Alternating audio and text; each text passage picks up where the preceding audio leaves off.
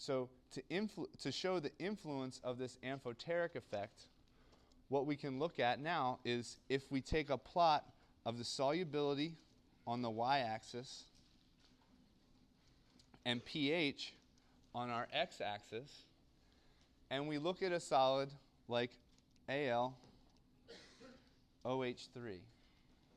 So for aluminum hydroxide, our solubility plot is going to look something like this, where at a pH of 7, we have the least amount of solubility for this particular solid in solution. If we do the calculation, at a pH of 7, 1.1 times 10 to the minus 9 grams of aluminum hydroxide will dissolve in 4 milliliters of solution. At pHs that are very, very acidic, due to Le Chatelier's principle, we can say that this solubility down here is going to be 8.9 times 10 to the minus 2 grams in 4 milliliters of acidic solution. And this acidic solution would have a pH equal to 3.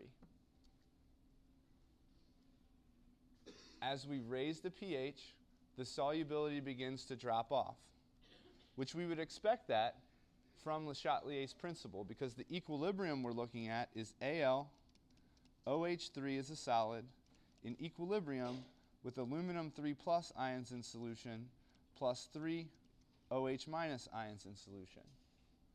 So as I increase the pH, we are increasing the concentration of the OH minus ions in solution.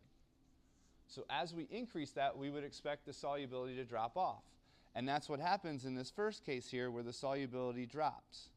But then, as we keep increasing the pH even further, the solubility increases again.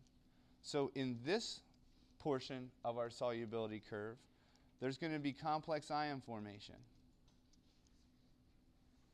And due to the complex ion formation, our solubility is 5.0 times 10 to the minus 3rd grams in 4 milliliters with a pH equal to around 12.